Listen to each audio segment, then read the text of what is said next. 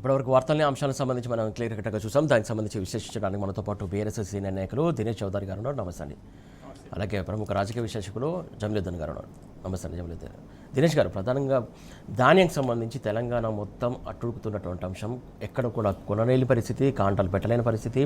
ఓ పక్క అకాల వర్షాలు వస్తున్నటువంటి సిచ్యువేషన్ మనం చూస్తున్నాం. ధాన్యం తడిసిపోతుంది, ముద్దవుతుంది, రైతులు కూడా మరణిస్తున్నట్టు కూడా కాంగ్రెస్ సర్కార్లో చలనం ఎందుకు రావట్లేదు అనుకోవాలి?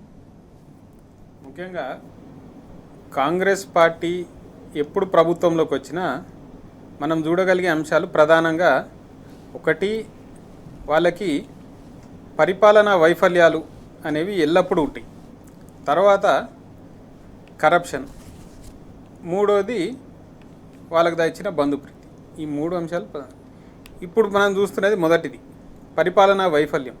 ఎందుకంటే ఎంతసేపటికి ఢిల్లీ చుట్టూ తిరుగుడు, తన పదవి కాపాడుకోడు, లేకపోతే సంచులు ఎట్లా మోసుడు, ఈ ఆలోచన తప్పితే రైతులకు ఏ విధంగా మనం సకాలంలో రైతు భరోసా ఇద్దాం, లేకపోతే యూరియా ఇద్దాం, లేకపోతే పంట కొనుగోలు చేద్దాం, వారికి ఇవ్వాల్సిన బోనస్ ఇద్దాం, ఇటువంటి అంశాలపైన ఎక్కడ కూడా వాళ్ళ ప్రాధాన్యత లేదు. మనం చాలా స్పష్టంగా చూస్తే ఇందులో ఎట్లుందంటే అండి, ఇప్పుడు మే 13 తారీఖు ఉత్తమ్ కుమార్ రెడ్డి మంత్రి గారు ఏమంటారు, మేము మొత్తం అన్ని నిధులు సమకూర్చి పెట్టినాం, 90 లక్షల టన్నులు కొంటాం మేము ఈ సంవత్సరం అనుకుంటాం మాట్లాడి. మళ్ళీ అదే మే 21కి వచ్చేసరికి ముఖ్యమంత్రి మాట మారుతుంది, మేము 75 లక్షల టన్నులు కొనడానికి రెడీ అయినాం, అందులో 80% కొనేసినాం, మిగిలిన 20% మాత్రమే కొనాలని. అంటే వారం రోజుల వ్యవధిలోనే 15 లక్షల టన్నులు ఏదైతే ఉందో సేకరించాల్సింది ఎగరగొట్టేసారు. ఇంకా ఇందులో విచిత్రమైంది ఏంటంటే, స్వయంగా ముఖ్యమంత్రి గారేమో మేము 75 లక్షల టన్నులు కొందాం అనుకుంటున్నాం, 80% కొనేసాం అంటారు. అక్కడ ప్రభుత్వ లెక్కల ప్రకారం చూస్తేనేమో కేవలం 46 లక్షల టన్నులు మాత్రమే సేకరించినట్టు ఉన్నది. ఇప్పుడు 75 లక్షల టన్నుల్లో 80% అంటే ఎంత అండి? 60 లక్షలు అవ్వాలి. అక్కడ 46 లక్షలే అయింది.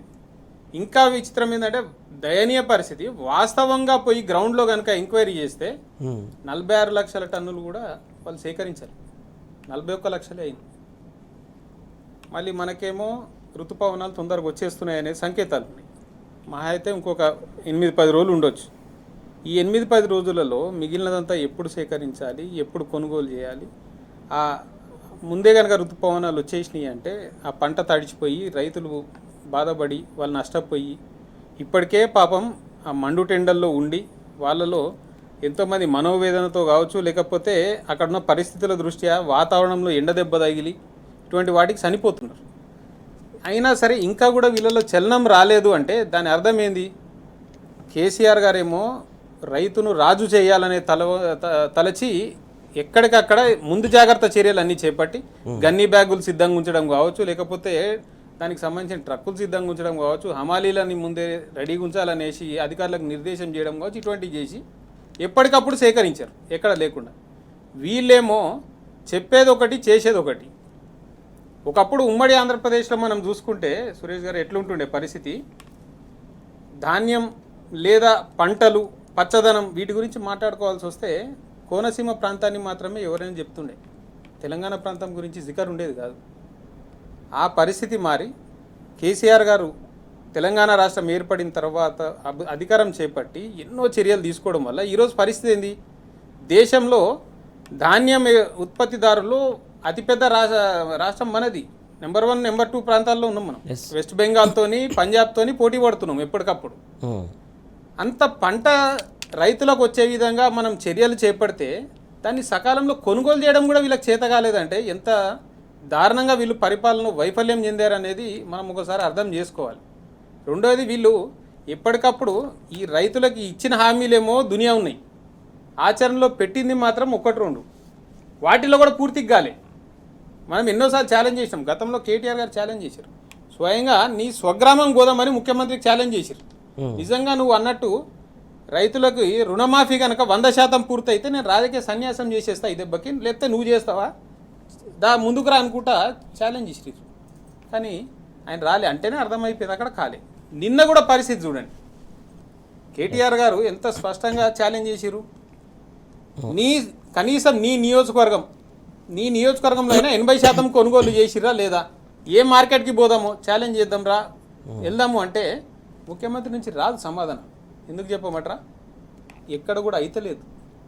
స్వయంగా కాంగ్రెస్ పార్టీ ఎంపీలు పత్రికా సమావేశం పెట్టి వడ్ల కొనుగోలు సరిగ్గా జరుగుతలేదు, ఎందుకు ఇట్లా జరుగుతోంది, మా ప్రాంతంలో రైతులందరూ కూడా చాలా కష్టాలలో ఉన్నారు అనేసి, ఎవరో కాదు పెద్దపల్లి ఎంపీ మళ్ళీ ఇంకా మాట్లాడుతూ ఆయన అన్నాడు, అంటే మా ప్రాంతమే జరుగుతుందా, మిగిలిన ప్రాంతాలు జరుగుతున్నాయా, దళిత రైతులు మా దగ్గర ఎక్కువ ఉంటారు కాబట్టి మీరు కొంటలేరా ఏంది అనుకుంటా స్వయంగా తన ప్రభుత్వాన్ని ప్రశ్నించే పరిస్థితిలో ఉన్నారంటే గ్రౌండ్లో ఎంత దారుణమైన పరిస్థితులు ఉన్నాయో మనం ఒక్కసారి అర్థం చేసుకోవాల్సిన అవసరం ఉంది. ఓకే, జమలుద్దీన్ గారు, ప్రధానంగా ఇందాక దినేష్ గారు చెప్తున్నట్టు ప్రధానంగా ప్రభుత్వంలో ఉన్నటువంటి వ్యక్తులకు కూడా ఇక్కడ జరుపుతున్నటువంటి ప్రభుత్వ పాలన కావచ్చు అది నచ్చని పరిస్థితి కనబడుతుంది. ప్రధానంగా జనాల్లోకి వెళ్ళి మాట్లాడలేని పరిస్థితి, అక్కడ ఎదురు తిరుగుతున్నటువంటి అంశం, దానికి సంబంధించి అక్కడ సమాధానం చెప్పక వాళ్ళు వెనక్కి తిరుగుతున్నటువంటి అంశం, ప్రధానంగా ఒక ధాన్యం విషయంలో కావచ్చు, పరిపాలన విషయాలు కావచ్చు, ఏ సెక్టర్ చూసినా కూడా ఎదురుదాడి జరుగుతున్నటువంటి అంశం సంబంధించి చూస్తూ ఉన్నాం. దాని గురించి మీరేమంటారు?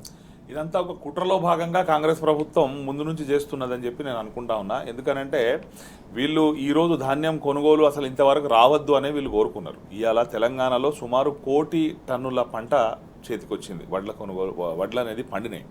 అంటే ఈ 1 కోటి టన్నులు పండవద్దనే వీళ్ళు ఏం చేసారు అని అంటే ఫస్ట్ ఎరువుల కొరత విధించారు రైతులకు, ఎరువులు దొరకకుండా చేశారు. ఇట్లనన్నా పంట తగ్గుతుందేమో అని ప్రయత్నం చేశారు. అంటే షాపులలో యూరియా పెట్టకుండా యాప్లలో యూరియా పెట్టి యాప్ ద్వారా కొనుగోలు చేయమంటే పాపం ఈ నిరక్షరాస్యులైన రైతులు అట్లా ఇబ్బంది పడ్డారు. ఆ తర్వాత కాళేశ్వరం నుంచి నీళ్ళు ఇవ్వకుండా ఇబ్బంది పెట్టారు.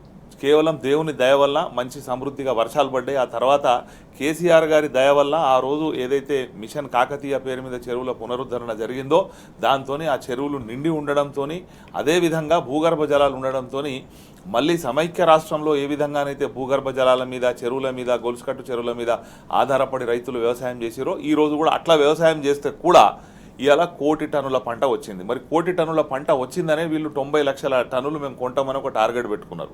అది ఎవరు పెట్టిరు? రైతులు పెట్టలే, వాళ్ళే పెట్టుకున్నారు. మళ్ళీ ఏం చేసారు? దాన్ని 75 లక్షల టన్నులకు వాళ్ళే కుదించుకున్నారు. ఇప్పుడు ఇవాళ వీళ్ళు నికరంగా మీరు జూన్ 1 వరకు లెక్క తీసినట్టయితే మళ్ళీ ఒక వారం తర్వాత చూడండి, కేవలం వీళ్ళు 50 లక్షల టన్నులు దాటరండి, అంతవరకే కొనుగోలు చేస్తారు. ఏం జరుగుతూ ఉన్నది ఫీల్డ్ మీద అనంటే అక్కడ పోతే 40 కిలోల బస్తా జోకాలే, కానీ దానికి 43 కిలోలకు తక్కువ పెడితే వాళ్ళు జోకడం లేదు, రిజెక్ట్ చేస్తున్నారు.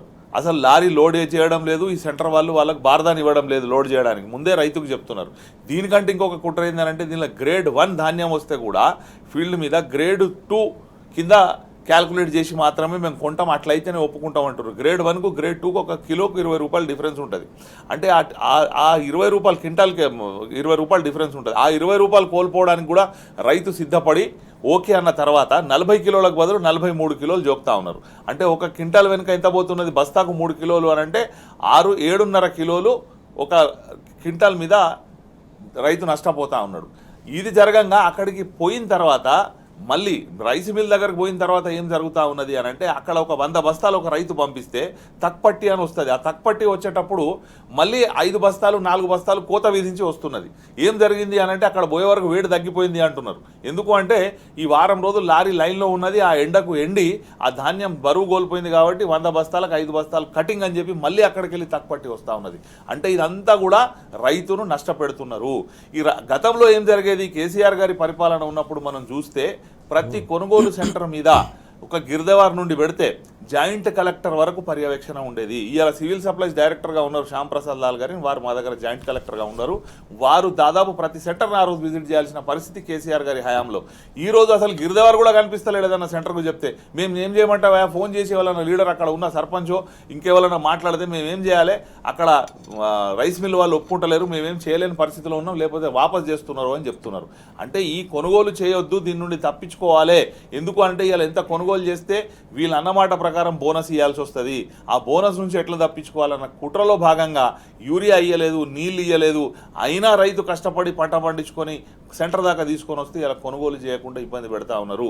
వీళ్ళు కొనుగోలు చేసిన పంట 80% కరెక్ట్ అయితే శ్వేతపత్రం విడుదల చేయమని చెప్పి నిన్న కేటీఆర్ గారు డిమాండ్ చేశారు.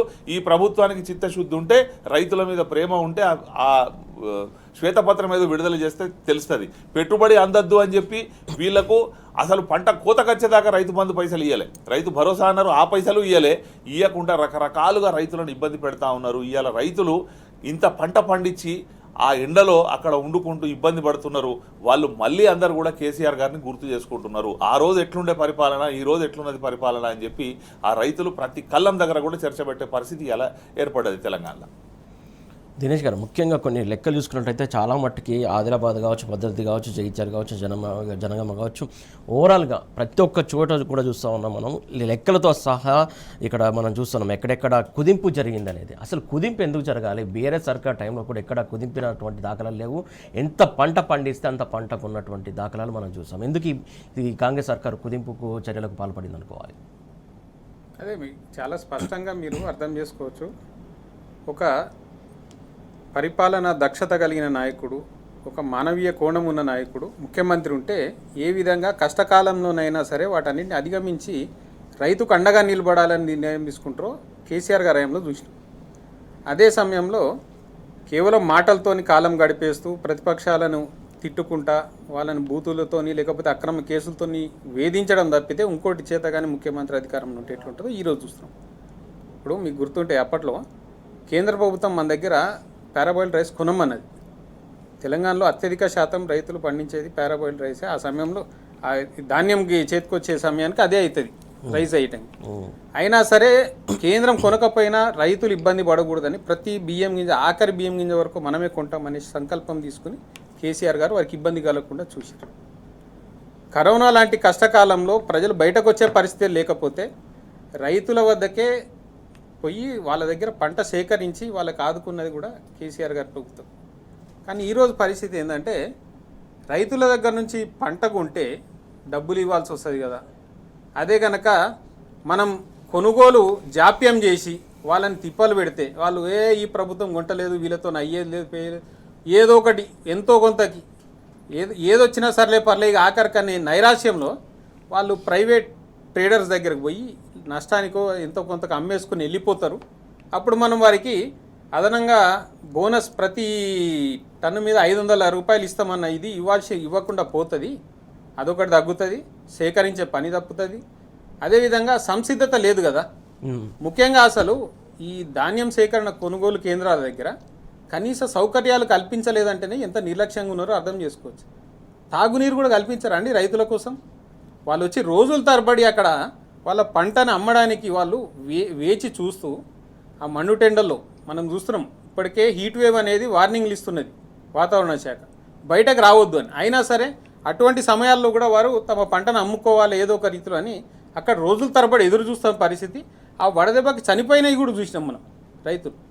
కానీ అయినా చలనం లేదు అంటేనే మనం అర్థం చేసుకోవచ్చు వీళ్ళు బాధ్యతల నుండి తప్పించుకోవాలి, ప్రైవేట్ వ్యక్తులకు లాభం చేకూర్చాలి, రైతు ఎటుపోతే మనకెందుకు అనే ధోరణి వీళ్ళ దగ్గర స్పష్టంగా కనిపిస్తుంది.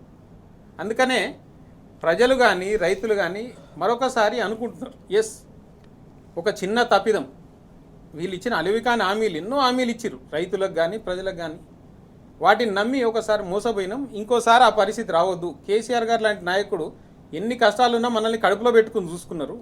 వీళ్ళు మాత్రం మనల్ని రోడ్డును పడేసిర్రు, మనల్ని పట్టించుకునే పరిస్థితి లేదనేది. ఎందుకంటే స్వయంగా ముఖ్యమంత్రి నియోజకవర్గంలో రైతులు వడ్ల కొనుగోలు జరుగుతలేదని ధర్నాలు చేసే పరిస్థితి ఉన్నదంటే ఇక మిగిలిన రాష్ట్రం అంతా ఎట్లుంటుందండి? కానీ వీళ్ళు మాత్రం నిస్సిగ్గుగా ఏమాత్రం సిగ్గు లేకుండా వచ్చేసి ఒక్క రైతు చనిపోలేదంటారు.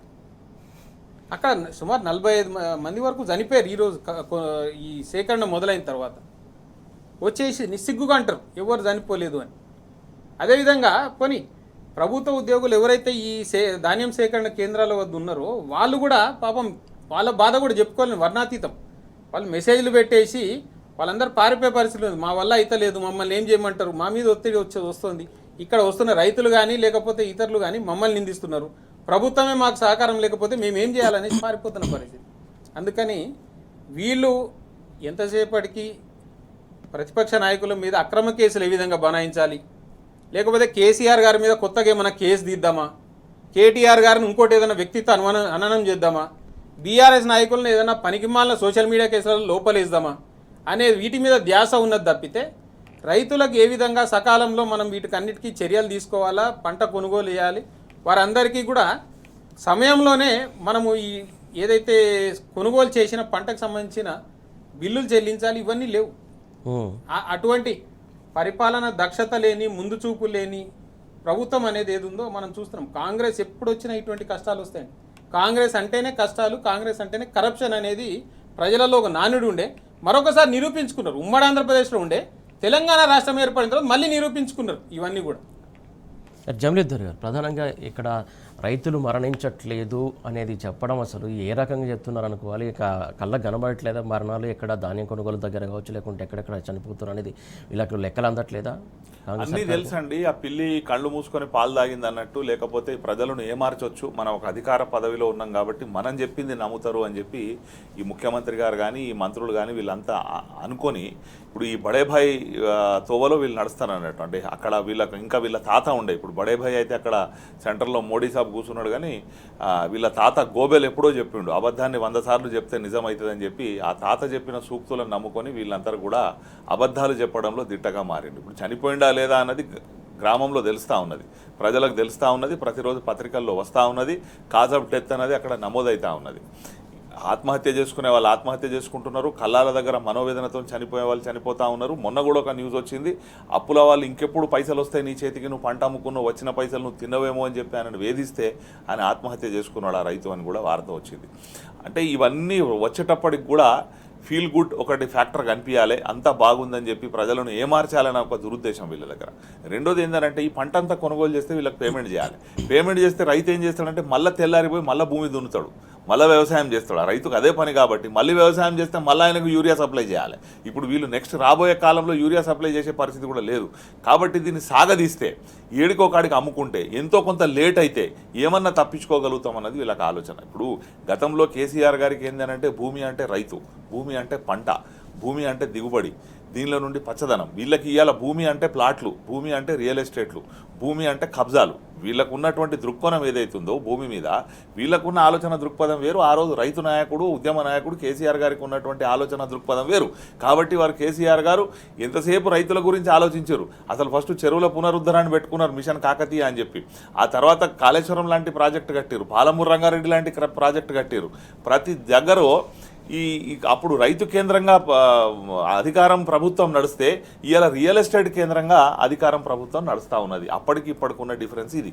అంటే మనం ఎవరిని ఎన్నుకుంటున్నాం, మనం ఎవరు ముఖ్యమంత్రిని చేసుకుంటున్నాం, మనకు ఎవరికి ఓటేస్తున్నాం అన్న దాని మీద మన భవితవ్యం నిర్ణయం అవుతుంది అన్న దానికి ఇది ఒక మంచి ఉదాహరణగా మనం చెప్పుకోవచ్చు. రైట్ దినేష్ గారు, ప్రధానంగా ఇక్కడ చూసుకున్నట్టయితే ఏదైతే రైతు సంబంధించి బంధు కావచ్చు, రైతు భరోసా కావచ్చు, అంశం సంబంధించి ఆల్రెడీ ఇప్పటివరకు ఎన్ని ఇచ్చింది కాంగ్రెస్ సర్కారు, అసలు దానికి సంబంధించి మనం మాట్లాడుకోవడం అంటే ఎట్లా అనేది కొంచెం ఆలోచించాల్సినటువంటి అవసరం ఉంది. ఎన్ని ఎగ్గొట్టారనే దాని గురించి మాట్లాడుకుంటే బాగుంటుందేమో కదా.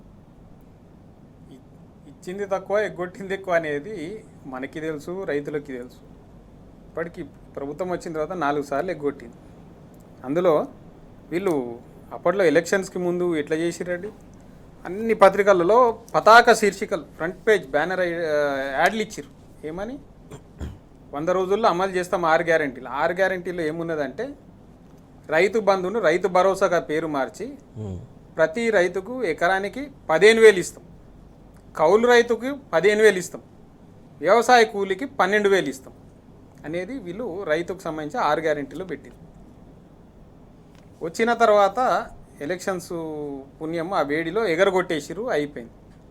తర్వాత దానిపైన మొదలయ్యేసరికి రైతు భరోసాని ఏం చేసిరు, ఒకసారి 12,000కి చేసిరు. 15,000 కాదు, 12,000. ఆ 12,000 కూడా అందరికీ రాలే. ఎందుకంటే రాజగోపాల్ రెడ్డి మునుగోడు ఎమ్మెల్యే కాంగ్రెస్ పార్టీ, ఆయనది ఒక వీడియో ఉంటుంది. అరే కాంగ్రెస్లో మనం వచ్చిన తర్వాత ఇంత ఇస్తామని చెప్పినాము, అది కనుక వస్తుందా అంటే అలా కార్యకర్తలే లేదు అంట. అదే ఊర్లలో తిడుతురు, కేసీఆర్ ఉన్నప్పుడు మంచిగా వస్తుండే, మీరు ఉన్నప్పుడు వస్తలేదని తిడుతురు కదా మనల్ని, స్వయంగా వీడియో ఉన్నది. అంటే కాంగ్రెస్ పార్టీ ఏ విధంగా ఎగ్గొట్టింది రైతు భరోసా అనేది తెలుసు. కౌలు రైతుకి ఇస్తామన్నారు, ఒక్క రైతు కానీ ఇచ్చిరా ఈరోజు వరకు రాష్ట్రంలో. ఆ వ్యవసాయ కూలీలకు 12,000 ఏమైందో తెలియదు. కాబట్టి రైతు భరోసా అనేది ఒక రకంగా వీళ్ళు రైతు బంధుని పేరు మార్చి ఇద్దామనేసి చేస్తున్న పని. కానీ రైతు బంధు రైతులందరికీ అందింది, సకాలంలో అందింది, వ్యవసాయ పనులు మొదలు కాకముందే అందింది. ఎందుకు? కేసీఆర్ గారు రైతు కష్టాలన్నీ తెలిసిన వ్యక్తి. ఒక రైతు పంట పండించిన తర్వాత కూడా లాభసాటిగా అది ఉంటుందనేది నమ్మకం లేని ఏదైనా ఉన్నదంటే వృత్తి అది వ్యవసాయం మాత్రమే. అందుకనే రైతుకు తోడ్పాటుగా ప్రభుత్వం నిలబడాలి అనే సంకల్పంతో దేశంలో ఎక్కడా లేని విధంగా మొట్టమొదటిసారి డైరెక్ట్ బెనిఫిషియరీ స్కీమ్ కిందకి రైతు బంధు అనేది తీసుకొచ్చి వాళ్ళ అకౌంట్లో డైరెక్ట్గా జమ చేసిరు డబ్బులు. ఆ రోజు రైతులందరూ కూడా ఎంతో సంతోషంతో కేసీఆర్ గారు చేపట్టిన రైతు సంక్షేమ కార్యక్రమాల ద్వారా లబ్ధి పొందారు. మీరు చూసుకుంటే దాని ఫలితం తెలంగాణ రాష్ట్రం ఏర్పడే నాటికి రబీ ఖరీఫ్ 2 పంట సీజన్లు కలిపి తెలంగాణలో సాగులో ఉన్న భూమి ఎంత అంటే 1,32,00,000 ఎకరాలు 2 పంటల సీజన్లు కలిపి. అదే 2023 డిసెంబర్ కేసీఆర్ గారు ప్రభుత్వం దిగిపోయే నాటికి తెలంగాణలో సాగులో ఉన్న భూమి 2,20,00,000 ఎకరాలు. అంటే దగ్గర 90 లక్షల ఎకరాలు అదనంగా సాగులోకి వచ్చింది. ఇవన్నీ రావడానికి కారణం ఏంది? రైతుకి ఒక భరోసా కల్పించారు కేసీఆర్ గారు. ఎస్, నీకు సకాలంలో నీళ్ళు అందజేస్తా, నీకు సకాలంలో విద్యుత్ అందజేస్తా, నిరంతర విద్యుత్. ఈ దేశంలో ఎక్కడా లేని విధంగా నిరంతరంగా రైతులకు ఉచిత విద్యుత్ అందజేసిన ఏకైక రాష్ట్రం తెలంగాణ. సకాలంలో నీకు తోడ్పాటు అందిస్తా రైతు భరోసా ద్వారా, నువ్వు పండించిన ప్రతి గింజని కొంటా. ఇటువంటి భరోసాలు కల్పించి కేసీఆర్ గారు తెలంగాణ రాష్ట్రాన్ని వ్యవసాయ రంగంలో అగ్రగామిగా నిలిపే ప్రయత్నం చేశారు, సఫలీకృతమయ్యారు. అవన్నీ చేసి మనము వారికి ఒక స్థాయి తీసుకొచ్చేసింది అందజేసినాం ఈ కాంగ్రెస్ ప్రభుత్వాన్ని. కనీసం దాన్ని కొనసాగించడం కూడా చేత కావడం లేదు కదా. ఇప్పుడు రైతులు ఏమడుగుతారు? సకాలంలో యూరియా అందజేయండి మాకు, లేకపోతే ఈ రైతు భరోసా ఇవ్వండి, మేము పండించిన పంట కొనండి. ఈ 3 గతంలో చేతనైంది, ఈరోజు ఎందుకు చేతనైతలేదు అంటే చిత్తశుద్ధి కొరవడింది కదా. పరిపాలన దక్షత కొరవడింది, చిత్తశుద్ధి కొరవడింది.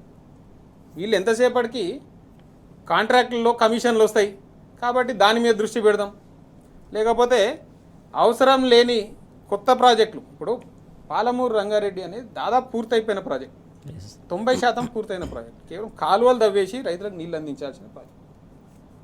దాన్ని పూర్తి చేయకుండా కొత్తగా కొడంగల్ లిఫ్ట్ ఇరిగేషన్ అనేది తీసుకొచ్చి దానిలో కమిషన్లు వస్తాయి కాబట్టి దాన్ని ప్రతిపాదించి ముందుకు తీసుకుపోయే ప్రయత్నం చేస్తారు. అదేవిధంగా కాళేశ్వరంలో మేడిగడ్డలో 2 పిల్లర్లు గుంగినాయి. వాటిని మరమ్మతులు చేసి తిరిగి వినియోగంలోకి తీసుకురావచ్చు, ఎన్డీఎస్ఏ చెప్పింది. దానికి చాలా కాలం తర్వాత ఇప్పుడు కళ్ళు తెరిచిరు వీళ్ళు. సరే, మధ్యలో ఇసుక దందా నడిపించేసిరు, దాన్ని కొంతకాలం పడవలాగా పెట్టి.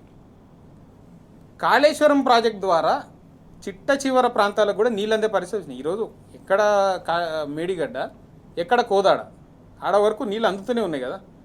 మళ్ళీ కొత్తగా తుమ్మిడి అట్టి అనుకుంటా మొదలుపెట్టారు. అంటే వీళ్ళకి రైతులకి పనికొచ్చేది చేద్దాము, లేకపోతే సకాలంలో వాళ్ళకి నిధులు సమకూర్చి వాళ్ళకి ధాన్యం కొనుగోలు చేసిన ఏదైతే అమౌంట్ ఉందో అందజేద్దాం, ఇటువంటివి లేవు వాళ్ళకి. కొత్త కాంట్రాక్టులు తీసుకుందాం, దానిలో కమిషన్లు కొట్టేద్దాం. అది అవసరం ఉందా లేదా తర్వాత విషయం. ఆ డబ్బులేవి దీనికి వినియోగించవచ్చు కదా. నా దగ్గర డబ్బులే లేవు, నన్ను కోసిన డబ్బులు రావు అనుకుంటా మాట్లాడిన ముఖ్యమంత్రి మరి 1,50,000 కోట్లతో మూసీ సుందరీకరణ అనుకుంటా ఏ రకంగా చేపడుతుండు? తన అనునయాలకు అందరికీ కూడా అవి కట్టబెట్టి దాని ద్వారా వచ్చే పైసలు నింపుకొని ఢిల్లీకి అందజేసి తన పదవి కాపాడుకోవాలని కదా. అవేవో రైతులకు ఎందుకు ఇస్తలేవు? ఈరోజు కూడా రైతు బంధు రైతు భరోసా రాని అనేక మంది ఉన్నారు కదా రైతులు. 4 సార్లు ఎగ్గొట్టాల్సిన పరిస్థితి ఎందుకు వచ్చింది? ఆ పైసలు దానికి పెట్టే బదులు రైతులకు ఇవ్వాలి కదా. అంటే ఒక ఎకరానికి ఇవ్వడం, 2 ఎకరాలకి ఇవ్వడం, అదేంది అసలు ఆ పద్ధతి అనేది? అంటే ఏదో చేస్తున్నామని చూపినికి. ఇప్పుడు కేసీఆర్ గారు జగిత్యాల సభ పెట్టిరు, మొత్తం అంతా కేసీఆర్ గారి మాటలకే ఇదే ప్రభావితం అయిపోతారు. మళ్ళీ ప్రజలు మనం చేస్తున్న అబద్ధాలను ఆయన వివరిస్తే మన మీద తిరగబడతారు. ఎట్లా కొట్లా దాని నుంచి ఎటెంట్కి డైవర్ట్ చేయాలి. ఏం చేసిండు? ఆయన ఒక సభ పెట్టి రైతు భరోసా అందజేస్తున్నా, నిధులు విడుదల చేస్తున్నా అనుకుంటా ఏదో ఒక కార్యక్రమం టైంపాస్ లాగా చేసిరు. సరే, కేసీఆర్ గారితో పోల్చుకుంటే, సభతో పోల్చుకుంటే ఏమైపోయింది? నక్కకి నాగలోకానికి ఉన్న ఏదైతే ఉందో ఫరక్ తెలిసిపోయింది కదా. అక్కడ ప్రజలు స్వచ్ఛందంగా వారికి వారు వచ్చి కేసీఆర్ గారి సభకు వస్తే, ఈడ బలవంతాన్ని తరలిస్తే ముఖ్యమంత్రి మాట్లాడుతుంటే లేచి వెళ్ళిపోయారు పబ్లిక్. ఇదే సోది చెప్తాడు, ఎప్పుడు ఆ 4 తిట్లు ఏదో తిడతాడు, అవన్నీ మనం వినాల్సిన అవసరం ఉందా అనుకుంటా. కాబట్టి ఏదో మీడియా పబ్లిసిటీ స్టంట్ చేసి సరే తనకు అనుకూలంగా బ్యాండ్ బాజా బజాయించే కొన్ని మీడియా సంస్థలు ఉన్నాయి కదా, వీళ్ళ గురువు గారికి సంబంధించినవో లేకపోతే ఈయన పెట్టుబడి పెట్టి సాగుతున్నాయో ఉన్నాయి. వాటి ద్వారా తనకు కావాల్సిన ప్రచారం అంతా చేసి కేసీఆర్ గారితో సమకాలీనంగా ఒక సభ పెట్టినా నేను కూడా ఆ స్థాయిలో ఉన్నా, ఆయన మాట్లాడు కాకుండా నాయే ఎక్కువ చూపిస్తారు అనే రీతిలో పోతే ఏమైంది, ఛానల్స్లో ఎక్కడ చూసినా కేసీఆర్ గారి సభకేమో కొన్ని లక్షలలో వ్యూస్ వస్తే ఈయనకు వేలల్లో కూడా లేవు. కాబట్టి అవన్నీ కూడా కేవలం నేనేదో చేస్తున్నా అని చూపించడానికి, ప్రజలను మభ్యపెట్టడానికి. ఇప్పుడు అబద్ధం అనేది కొంతకాలం వరకు చాలా బలంగా ప్రబలుతుందండి, కానీ అంతిమంగా మాత్రం నిజమే గెలుస్తుంది. ఈరోజు ప్రజలు అది గ్రహిస్తున్నారు. నువ్వు చేస్తున్న రైతు బంధు పరిస్థితి రైతుల దగ్గర పోతే తెలుస్తుంది కదా, కేవలం ఒకరికో ఇద్దరికో ఎకరాల వరకు వచ్చిన వాళ్ళకి ఇచ్చేసి మిగిలిన వాళ్ళందరికీ ఎగ్గొట్టే పరిస్థితి ఇచ్చినావు. అది రాలేదనే ఈరోజు బాధ అందరిది. రైట్, మొత్తాన్ని చూస్తున్నా ఏదైతే రైతుల పక్షపాత కాదు, రైతుల వ్యతిరేక ప్రభుత్వం కదా, ప్రధానంగా రైతులకు సంబంధించి పట్టించుకున్న పాపాన పోవట్లేదు. ప్రధానంగా ఏదైతే అన్ని అబద్ధాలు చెప్పి అలవిగానే హామీలు ఇచ్చి అధికారం చేపట్టిన తర్వాత మొత్తానికి రైతులు ముంచింది, అలాగే మిగతా అన్ని సెక్టర్లను కూడా ముంచినటువంటి ఘనత కాంగ్రెస్ సర్కార్ది అని చెప్పేసి చెప్తున్నటువంటి అంశం. ఇప్పుడు జమీలుద్దీన్ గారు, ప్రధానంగా తెలంగాణకు రావాల్సినటువంటి నీటి వాటాలకు సంబంధించి ప్రధానంగా చూసుకున్నట్టయితే అటు కేంద్రం కావచ్చు, ఇప్పుడు తెలంగాణ ఉన్నటువంటి కాంగ్రెస్ సర్కారు కావచ్చు, ఆంధ్రప్రదేశ్కి నీటిలను ఎట్లా దోచిపెడుతుంది అనేది చూస్తా ఉన్నాం. పేర్లు మార్చి ఎలా నిలువు దోపిడీ చేస్తుందనేది మనం చూస్తున్నాం. దాని గురించి మీరేమంటారు అసలు? ఉమ్మడి ఆంధ్రప్రదేశ్ రాష్ట్రంలో తెలంగాణకు నీటి చుక్క దొరకకుండా తెలంగాణకు కాంటూరు కందకాలు తవ్వుకోమని చెప్పి ఉచిత సలహాలు ఇచ్చి నీళ్ళన్నీ కూడా ఆంధ్రకు రాయలసీమకు తరలించుకోపోయిన విధానం మనం చూసున్నాం గత 60 సంవత్సరాలు. ఎప్పుడైతే తెలంగాణ ఉద్యమం ప్రారంభమైందో తెలంగాణ ఉద్యమ ప్రారంభంలోనే ఒక పునాది పాయింట్ ఏంటిది అని అంటే నీళ్లు, దాని తర్వాత నిధులు నియామకాలు అనేది 2, 3వ పాయింట్. నీళ్ల గురించి తలాపునా పారుతుంది గోదావరి, మన చేను మన చెరుక ఎడారి అని చెప్పి మనం పాట పాడుకున్న సందర్భం. అంటే ఓవైపు గోదావరి, ఓవైపు కృష్ణ, 2 నదులు పారుతున్నప్పటికీ ఈ తెలంగాణను ఎండబెట్టి నీళ్ళన్నీ కూడా ఆంధ్ర రాయలసీమ ప్రాంతాలకు పోయే విధంగా అప్పటి పరిపాలకులు చేశారు. కానీ తెలంగాణ రాష్ట్రం ఏర్పడ్డ తర్వాత కేసీఆర్ గారు మొట్టమొదట గుర్తించి ఈ నీళ్ల సమస్య పరిష్కారం కావాలని చెప్పి గోదావరి నది మీద కాళేశ్వరం ప్రాజెక్టు, కృష్ణా నది మీద పాలమూరు రంగారెడ్డి, ఈ 2 ప్రధానమైనటువంటి ప్రాజెక్టులను ముందుకు తీసుకోవడం జరిగింది. ఏదైతే గోదావరిలో ఎంచుకున్నటువంటి ప్రాజెక్టు ఉందో అది కంప్లీట్ అయిపోయింది, దాని ఫలాలు కూడా అనుభవిస్తూ ఉన్నారు. కృష్ణా నది మీద 90% ఆ ప్రాజెక్ట్ ఏదైతే పూర్తయింది. కానీ ఆ 10% ఆగడానికి కూడా కారణం ఎవరు అని అంటే ఆ రోజు ఉన్నటువంటి కాంగ్రెస్ బీజేపీ నాయకులు. వీళ్ళు మాత్రమే కేంద్ర ప్రభుత్వానికి ఫిర్యాదులు చేయడం, ఏదైతే పర్యావరణ అనుమతులు రాకుండా అడ్డుకోవడం, కేసులు వేయడం చేసి దాన్ని అడ్డుకునే ప్రయత్నం చేసిండు. అది అడ్డుకుంటూ 90% అప్పటికి కేసీఆర్ గారు పూర్తి చేసి ఒక 10% మాత్రం ఆగి ఉన్నది పని. ఆ పని పూర్తి చేయాల్సింది పోయి ఇవాళ చంద్రబాబు నాయుడు గారి శిష్యుడు ఇలా రేవంత్ రెడ్డి గారు కూర్చున్నారు కాబట్టి మళ్ళీ ఆయన శిష్యుడిని అడ్డం పెట్టి ఆట ఆడుతున్నాడు. ఇక్కడ శిష్యుని అడ్డం పెడితే సరిపోడని చెప్పి ఈ చంద్రబాబు నాయుడు గారి బలం మీద ఆధారపడ్డటువంటి కేంద్రంలోని ప్రభుత్వం, మోడీ గారి ప్రభుత్వంతోని కూడా లోపాయకారిగా ఒప్పందం చేసుకొని మళ్ళీ తెలంగాణకు అన్యాయం చేసే కుట్రకు చంద్రబాబు నాయుడు గారు తెరలేపారు. ఈ కుట్రలు అనేవి మనకు చాలా స్పష్టంగా కనిపిస్తూ ఉన్నాయి. ఇవాళ కృష్ణానదిలో నీళ్లు లేవు. ఎందుకు? అక్కడ పోతిరెడ్డిపాడు పొక్క పెట్టి ఆ ఉన్న నీళ్ళన్నీ కూడా అక్కడ తరలించుకోపోతా ఉన్నారు. ఇలా తెలంగాణ ఏదైతే కృష్ణా బేసిన్లో ఉన్నటువంటి ప్రాంతం ఉందో చాలా ఇబ్బంది పడుతూ ఉన్నది. ఇక మిగిలిన ఏకైక ఆశ తెలంగాణకు గోదావరి మాత్రమే.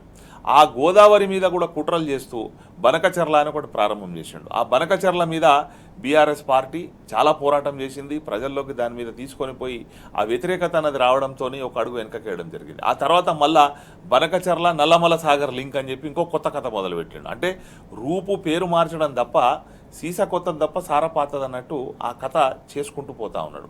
ఇప్పుడు నెక్స్ట్ ఇంకోటి, అది కూడా సక్సెస్ కాకపోయేసరికి దాని మీద కూడా బీఆర్ఎస్ పోరాటం చేసేసరికి గోదావరి కావేరీ లింక్ అంటాడు. అసలు గోదావరి కావేరీకి సంబంధం ఏంది? గోదావరి బేసిన్లో నీళ్లను మీరు కావేరీకి ఎట్లా తీసుకుపోతారు? ఒకవేళ మీరు తీసుకుపోయేది ఉంటే ఇక్కడ నికర జలాలు ఎన్ని, గోదావరిలో ఉన్నటువంటి నికర జలాలు ఎన్ని, మిగులు జలాలు ఎన్ని, వరద జలాలు ఎన్ని, ఇది ఈ లెక్క రావాలి కదా.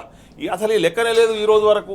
ఉన్న నీళ్ళని ఏదన్నంటే ఒక కొత్త పదం కనిపెట్టిండి, సముద్రం పాలయ్యే నీళ్ళను మేము వాడుకుంటున్నాం, ఉత్తగా సముద్రంలోకి పోతున్నాయి కదా మీరు తెలంగాణలో అడ్డుకుంటున్నారని చెప్పి ఇక్కడనేమో ప్రాజెక్టులు కట్టనీయడు, ఇక్కడనేమో కంప్లైంట్లు చేస్తాడు, ఇక్కడనేమో లెటర్లు రాస్తాడు గోదావరి మీద ప్రాజెక్టులు కట్టద్దని చెప్పి. వందలాది లెటర్లు ఉన్నాయి, ఈయన రాసినవి బయట పెట్టొచ్చు, హిస్టరీ తీసి మనం చూడొచ్చు.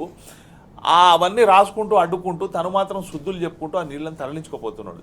ఆయన తప్పులేదు, ఆయనే తన ప్రాంత ప్రజల ప్రయోజనాల కొరకు చేసినప్పుడు ఇక్కడ ఓట్లు వేసుకొని ఇక్కడ రాజ్యం వెళ్తున్నటువంటి రేవంత్ రెడ్డి గారు అండ్ కాంగ్రెస్ ప్రభుత్వం ఏదైతే ఉన్నదో వీళ్ళది 100% తప్పు. వీళ్ళు అడ్డుకోవాలి, దాన్ని పోరాటం చేయాలి. కానీ ఈయన కాళ్ళు చేతులు కట్టేసి ఉన్నాయి, ఈయన గురుదక్షిణ ఇవ్వాల్సిన అవసరం ఉన్నది.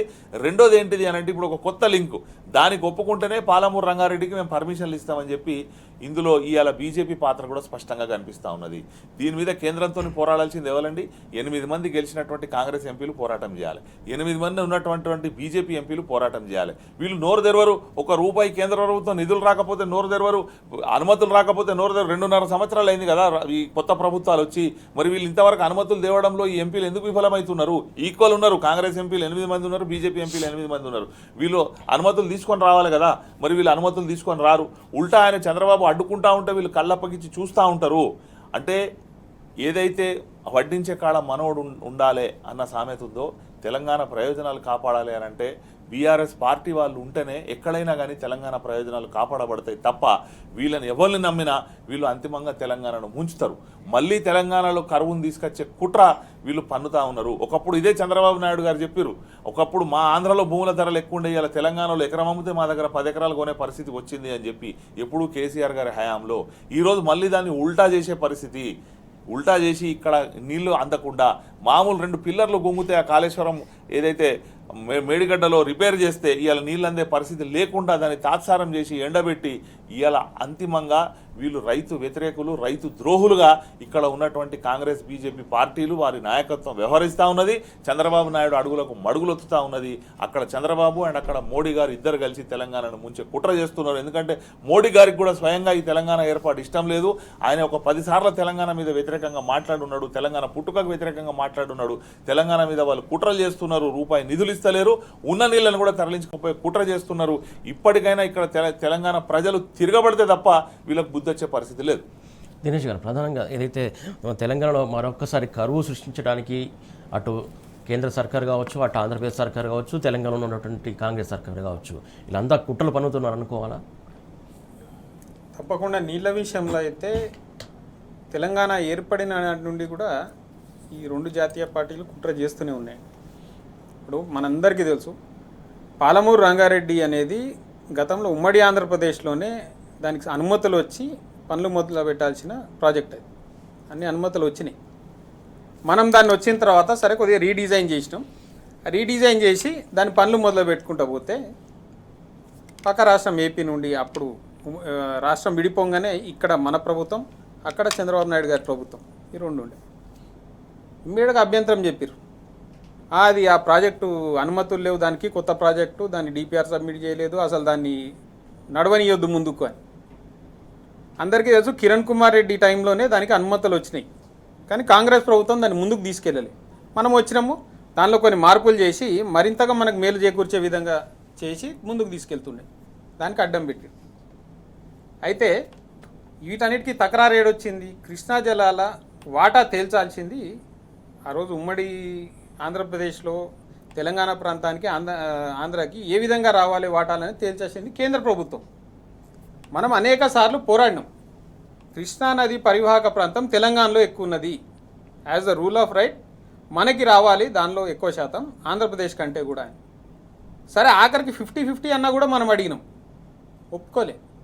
దానికి అనేక కొర్రీలు పెట్టిరు, అనేక తకరారులు పెట్టిరు. ఆ బచావత్ ట్రిబ్యునల్ ఉన్నది, దానివల్ల ఏం లాభం తెలియలే. కేఆర్ఎంబి ఉన్నది, దానివల్ల ఏం లాభం తెలియలే. అనేక సార్లు తిరిగి ఆఖరికి వీళ్ళు చేస్తున్న జాప్యానికి మనం తెలంగాణ రాష్ట్రం తరఫున దాన్ని కోర్టులో సుప్రీంకోర్టుకు తీసుకెళ్తే అప్పుడు దారికి వచ్చి లేదు మీరు ఆ కేసును విరమించుకోండి, మేము దీనిపైన ఒక ట్రిబ్యునల్ ఏర్పాటు చేసి త్వరలో తేల్చేస్తాం, టెలిమెట్రీ విధానం కూడా అంగీకరిస్తాం అనుకుంటా అన్నారు. టెలిమెట్రీ విధానం ద్వారా ఎంత నీరు పారుతోంది, ఏ సమయంలో పారుతోంది, దాని ద్వారా ఎంత కేటాయింపు చేయాలనేది ఒక నిర్ణయానికి వచ్చే అవకాశం ఉండేది. దాన్ని కూడా అమలు చేయలేదు. ఈ రోజుకి కాలేదు. తెలంగాణ రాష్ట్రం ఏర్పడి 12 సంవత్సరాలు దాటింది. ఈ రోజుకు కూడా కేంద్రంలో ఉన్న బీజేపీ ప్రభుత్వం చిత్తశుద్ధి ఉండుంటే, తెలంగాణ పట్ల ఏమాత్రం ప్రేమ ఉండుంటే మన వాటా మనకు తేల్చాలి కదా. నికర జలాలు ఎన్ని, వరద జలాలు ఎన్ని, దానిలో తెలంగాణ రావాల్సిన హక్కుగా రావాల్సిన వాటా ఎంత, ఇవన్నీ తేల్చాలి కదా. తేల్చకపోగా మొన్న సరే వాళ్ళు కుట్రలు చేసిరు. మన గతంలో అనుమతులు ఉన్న ప్రాజెక్ట్ అయినప్పటికీ మళ్ళీ డిపిఆర్ సబ్మిట్ చేయంటే చేసినాం. చేస్తే దాన్ని తిప్పి పంపేసి లేదు దీన్ని అనేక సాంకేతిక ఇవి ఉన్నాయి అది అనుకుంటా. మరి ఇన్ని మాట్లాడిన వాళ్ళు పక్క రాష్ట్రంలోనేమో ఏ ప్రాజెక్ట్కి అనుమతులు లేవే. ఇప్పుడు వాళ్ళు చేపట్టిన రాయలసీమ లిఫ్ట్ ఇరిగేషన్ ప్రాజెక్ట్కి అనుమతులు లేవు, అయినా పనులైనాయి. ఓకే, వాళ్ళు చేపట్టిన ఏదైతే ఈ పట్టిసీమ అనే ప్రాజెక్ట్ ఉండే దానికి ఎటువంటి అనుమతులు లేవు, అది పూర్తి కూడా అయిపోయింది, దాన్ని వాడకంలోకి తెచ్చేసారు. ఇప్పుడు బనకచర్ల పోలవరం ప్రాజెక్ట్ ఏదైతే ఉందో దానిపైన మనం అభ్యంతరాలు రేజ్ చేసిన తర్వాత ఏం చేసిరు తెలివిగా, దాన్ని రద్దు చేస్తున్నామని చెప్పి ఇప్పుడు మళ్ళీ ఇంకో రూపంలో వచ్చారు నల్లమల సాగర్. ఇక్కడేమో మనకు అన్ని అనుమతులు ఉండి అన్నీ ఉన్నా సరే మనకేమో కొర్రీలు పెట్టారు, అక్కడేమో వాళ్ళకి ఏం లేకపోయినా సరే వాళ్ళని ప్రోత్సహిస్తారు. ఇప్పుడు ఏమన్నా మాట్లాడితే మనకేమంటారు, ఈ సమ్మక్క సాగర్ ప్రాజెక్ట్కి నీటి కేటాయింపులే లేవు, దాన్ని ఎట్లా వీరు చేస్తారు, అందుకని దీనికి ఒప్పుకుంటే నల్లమల సాగర్కి ఒప్పుకుంటే దానికి మేము ఒప్పుకుంటాము అనే మాట మాట్లాడతారు. అంటే బీజేపీ ద్వంద్వ వైఖరి ఎట్లుందో చెప్పాలంటే నేను చెప్తున్నా ఒకటి. ఇప్పుడు మనకి నీటి కేటాయింపులు లేవనేసి దీనిపైన అభ్యంతరం వ్యక్తం చేస్తున్న వాళ్ళు, కర్ణాటకలో ఒక ప్రాజెక్ట్ ఉందండి అప్పర్ భద్ర ప్రాజెక్ట్, దానికి కూడా నీటి కేటాయింపులు లేకుండానే జాతీయ హోదా ఇచ్చిరు వాళ్ళు. మరి నీటి కేటాయింపులు లేని ప్రాజెక్ట్ నువ్వేమో అక్కడ జాతీయ హోదా ఇస్తావు, ఇక్కడేమో మాకున్న హక్కుగా ఉన్న జలాల మీద మేము కట్టుకుంటున్న ప్రాజెక్టులకేమో నువ్వు అనుమతులు లేవు, నీటి కేటాయింపులు లేవు అనుకుంటా కొర్రీలు పెడతావు. దీనికి ఇక్కడ పోనీ కాంగ్రెస్ ప్రభుత్వం దానిపైన ఏమైనా సీరియస్గా పోరాడిందా వాళ్ళపైన అంటే లేదు. ఏమనంటే నా బడే బాయ్ అని కూడా మాట్లాడతాడు. ఆయనేమో నాతో కలిసిరా అంటాడు. నువ్వు ఆయనతో కలిసుడే ఏంది, నీతో బడే బాయ్ ఏంది, నువ్వు మాట మాట్లాడితే నేను ఢిల్లీ పోతున్నా రాష్ట్ర ప్రయోజనాల కోసం అంటూ ఏ రోజైనా కొట్లాడినావా, మా హక్కులు ఎందుకు తేల్చావు నువ్వు అనేది నిలదీసినావా? రైట్ ఖచ్చితంగా ఆ హక్కుల గురించి అలాగే వారి యొక్క బంధం గురించి మాట్లాడమంది. ఇప్పుడు ఒక షార్ట్ బ్రేక్ తీసుకుందాం, బ్రేక్ తర్వాత డిస్కషన్ కంటిన్యూ చేద్దాం.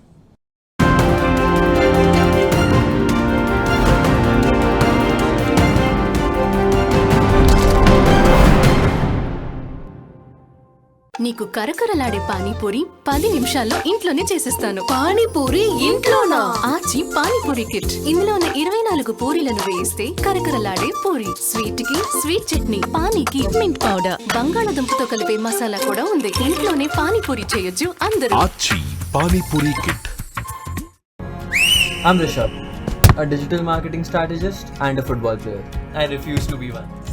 I'm Gomati, a data scientist and a classical dancer. I'm more than one.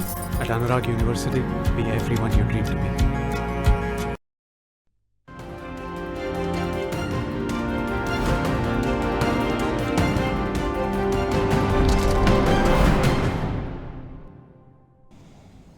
Right, welcome back. Jamiluddin గారు, ఇందాక దినేష్ గారు గుర్తు చేసినట్టు ప్రధానంగా బడేబాయ్ చోటాబాయ్ బంధం ఏంది, అసలు ఈ బంధంతో బలవుతుంది ఎవరు, అసలు నీటి వాటర్లకు సంబంధించి కావచ్చు, మిగతా అంశాలు కావచ్చు, పాలనకు సంబంధించి కావచ్చు, ఎందుకు ఈ బలి చేస్తున్నారు అనుకోవాలి తెలంగాణను?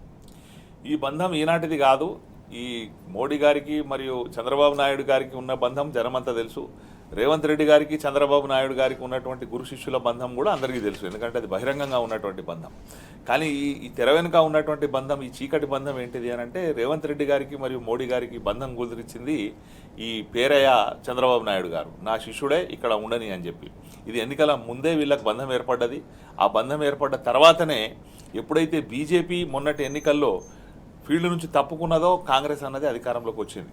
ఒకవేళ బీజేపీ ఆ ఎలక్షన్లో గట్టిగా కొట్లాడి ఉంటే, ఏదన్నా కొంత వ్యతిరేకత ఉన్నటువంటి అప్పుడు ఉన్నటువంటి బీఆర్ఎస్ ప్రభుత్వం మీద ఉన్న వ్యతిరేక ఓటు చీలి ఉంటే తప్పకుండా మళ్ళా కేసీఆర్ గారు ఈరోజు అధికారంలోకి రావాల్సింది. కానీ ఆ రోజే బీజేపీ తన ఓటును కాంగ్రెస్కు ట్రాన్స్ఫర్ చేసింది.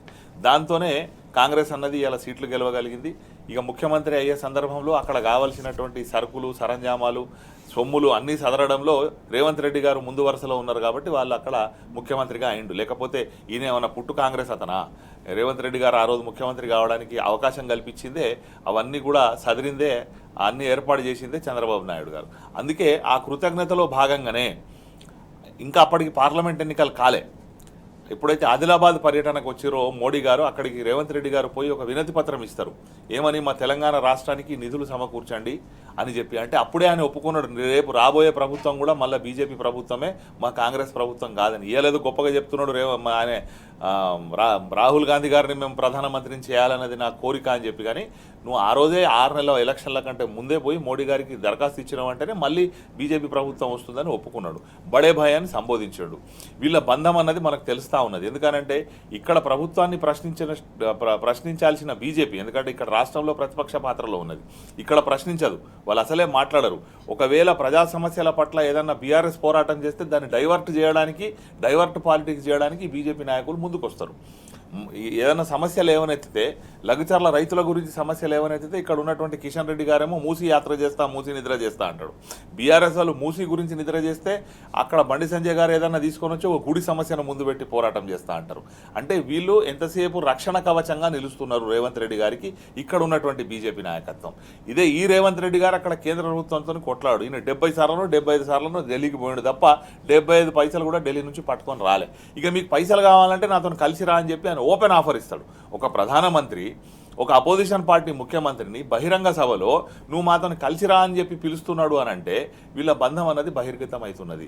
నిన్న నిజామాబాద్ ఎంపీ గారు కూడా ఒక స్టేట్మెంట్ ఇస్తాడు, ఏమో ఈయన సువేందు అధికారిగా మారొచ్చేమో అని చెప్పి. ఇలా బెంగాల్లో ఉన్నటువంటి ఎవరైతే ముఖ్యమంత్రి ఉన్నాడో ఆయన పుట్టింది టీఎంసీలో, ఇలా బీజేపీ నుంచి ముఖ్యమంత్రి అయ్యాడు. అక్కడ అస్సాం ముఖ్యమంత్రి ఉన్నాడు, ఆయన పుట్టింది కాంగ్రెస్లా, హేమంత బిశ్వ శర్మ, ఇలా బీజేపీ ముఖ్యమంత్రి అయ్యాడు. అంటే వీళ్ళకి సొంతంగా క్యాడర్ తయారు చేసుకోలేక పక్కోళ్ళను గుంజుకోవడం అనేది కూడా బీజేపీకి అలవాటు. రేపు ఈయన చూసి భయపడాల్సింది అసలు కాంగ్రెస్ వాళ్ళు, ఈయన ఉంటాడా, వీళ్ళని 30-40 మందిని చదువుకొని అవతల పడతాడా అన్నది ఇవాళ రేవంత్ రెడ్డి మీద వీళ్ళు రిపోర్ట్లు ఇస్తూ ఉన్నారు. కాబట్టి ఈ రేవంత్ రెడ్డి గారు కూడా మనం ఇవాళ ఒక వార్త చూడచ్చు, నిన్న టీవీలంతా కూడా చూసినాం, ఏదో బిగ్ టీవీలో దేనిలో వచ్చింది, మహేష్ కుమార్ గౌడ్ పిసిసి అధ్యక్షుడి మీద వాళ్ళు వార్త ప్రసారం చేశారు.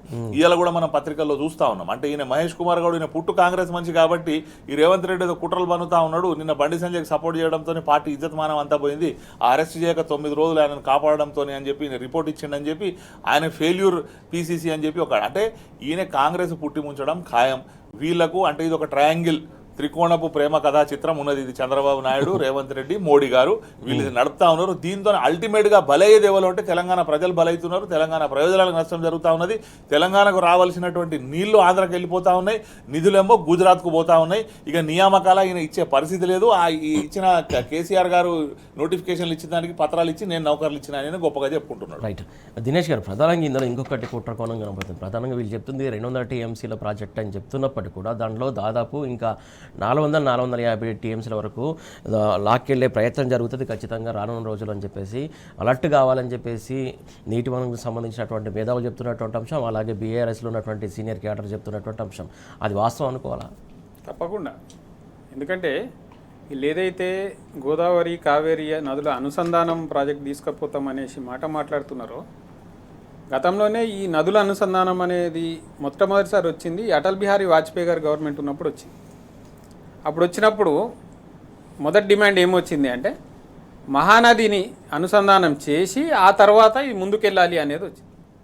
ఒరిస్సా ప్రభుత్వం ఏమనేసింది అప్పుడు, మహానదిలో దానికి ఎల్లప్పుడూ నీటి లభ్యత ఉండదు, అట్లాంటి దానికి అనుసంధానం చేసి ఏం జరుగుతుంది, మాకు నష్టం తప్ప ఇంకోటి లేదు అనే మాట అప్పుడు మాట్లాడడంతో అది మరుగునబడి, మళ్ళీ మోడీ గారు వచ్చిన తర్వాత ఇప్పుడు తీసుకున్నా కూడా ఇప్పుడు ఇందులో మనం జాగ్రత్త పడాల్సిన అవసరం ఏముంది అంటే, తెలంగాణకి ఈరోజు కూడా పూర్తి స్థాయి గోదావరి జలాల వినియోగానికి మనకి తేల్చలేరు. మనం ఏమన్నాము, ఎస్ మన కాళేశ్వరం ప్రాజెక్టుతో పాటు భవిష్యత్ అవసరాల కోసం ఇంకా అనేక ప్రాజెక్టులు మేము చేపట్టాల్సిన అవసరం ఉన్నది. కాబట్టి వాటన్నిటికీ తగ్గట్టుగా మాకు మా హక్కుగా ఇంత లభ్యత ఉంది, ఇంత ఇస్తాము అనేది చెప్పి ఆ తర్వాత మీరు ఏదైనా మాట్లాడితే అర్థం ఉంటుంది తప్పితే దానిపైన తేల్చకుండా మీరు ఊరికే అనుసంధానం చేసి పట్టుకపోతా అంటే మళ్ళీ తెలంగాణకు అన్యాయం జరిగినట్టే. ఇప్పుడు మనం ఈరోజు అనేక ప్రాజెక్టులు చేపట్టినాం, సరే కాంగ్రెస్ ప్రభుత్వం వాటిని ఇంకా పూర్తి చేసే స్థాయికి తీసుకపోతలేదు, కానీ మనం కొన్ని ప్రాజెక్టులు పూర్తి చేసే దశకు తీసుకొచ్చినాం, కొన్ని ప్రపోజల్ దశలో ఉండే వాటన్నిటికీ సంబంధించిన కేటాయింపు అనేది పూర్తి స్థాయిలో జరిగితే దానిపైన ఆ తర్వాత మాట్లాడాలి తప్పితే మొదట దాని గురించి మాట్లాడకుండా మేము అనుసంధానం చేసేస్తాం తీసుకెళ్ళిపోతాం ఆ తర్వాత మాట్లాడదాం ఇవన్నీ అంటే అప్పుడు లభ్యత లేనప్పుడు ఏంది పరిస్థితి? ఇప్పుడు మనం చూస్తున్నాం వాతావరణ పరిస్థితులు రోజు రోజుకి మారుతున్నాయి. ఎస్ ఎల్నినో లాంటి ఒక ప్రభావంతో ఒక్కోసారి వర్షాలు సరిగ్గా పడవు. వర్షాలు సరిగ్గా పడని రోజున నీటి లభ్యత తగ్గుతుంది. నీటి లభ్యత తగ్గినప్పుడు ఇక్కడ మనకు సంబంధించిన ప్రాజెక్టులకు కేటాయింపులు లేకుండా, వాటికి ఎష్యూర్డ్ వాటర్ లేకుండా మీరు ఈ అనుసంధానం పేరుతో ముందుగా ఇతర రాష్ట్రాల కోసం పట్టకపోతే ఇక్కడ రైతులు ఏం కావాలి? ఇప్పుడు రాబోయే రోజులలో జనాభా పెరుగుతూనే ఉంటుంది, తగ్గదు. కానీ భూమి విస్తీర్ణం పెరగదు కదా. ఆ ఉన్నదాన్ని సద్వినియోగం చేసుకోవాలంటే మనము ప్రతి ఆఖరి ఎకరాన్ని కూడా మనము సద్వినియోగం పరుచుకునే స్థాయికి తెచ్చుకోవాలి. రైట్. ఆ తెచ్చుకోవాలంటే నీటి లభ్యతే కదా కావాల్సింది, అన్నిటికంటే ముఖ్యంగా పంట కోసం. ఆ నీటి లభ్యతకు సంబంధించి మన హక్కులని మనకి అందజేసిన రోజున ఈ కొత్త ప్రపోజల్స్ ఏమన్నా మాట్లాడితే దానిపైన సరే. రైట్. కేసీఆర్ గారు ఏమి చిన్న వ్యక్తి కాదు, లేకపోతే ఆయనది చిన్న బుద్ధి కాదు. అందరూ మంచిగా ఉండాలి, అందులో రైతులు ఎక్కడున్నా సంతోషంగా ఉండాలి అనుకునే వ్యక్తి. బీజేపీ పరిపాలన తెచ్చిన నల్ల చట్టాల వల్ల 700 మంది రైతులు చనిపోతే కనీసం నోరు మెదపని ప్రధాని, సంతాపం తెలపని ప్రధాని ఉన్న బీజేపీ పార్టీ అక్కడ. కానీ ఆ రైతుల కుటుంబాలు ఎక్కడున్నా రైతులే, వాళ్ళు నష్టపోతే వాళ్ళ కుటుంబాలు నష్టపోతున్నారు అనేది ఆ భావనతో వాళ్ళందరికీ కూడా ఆదుకుని చెక్కులు అందజేసిన గొప్ప వ్యక్తి కేసీఆర్ గారు. కాబట్టి ఆంధ్రాలో ఉన్న రైతులు బాధపడాలన్నో లేకపోతే ఇతర రాష్ట్రాల్లో ఉన్న రైతులు బాధపడాలని ఆయన కోరుకునే వ్యక్తి కాదు. కానీ మొట్టమొదట మాత్రం నా తెలంగాణ దశాబ్దాల పాటు దగాబడింది, నా రైతులు మంచిగా ఉండాలా, నా ప్రజలు మంచిగా ఉండాలి, ఆ తర్వాత ఇతరులకు మేలు చేసే నిర్ణయం తీసుకుంటే మేము స్వాగతిస్తామంటారు. రైట్ అండి. ఆయన చాలా ఉదాత్తమైన వ్యక్తిత్వం కలిగిన నాయకుడు.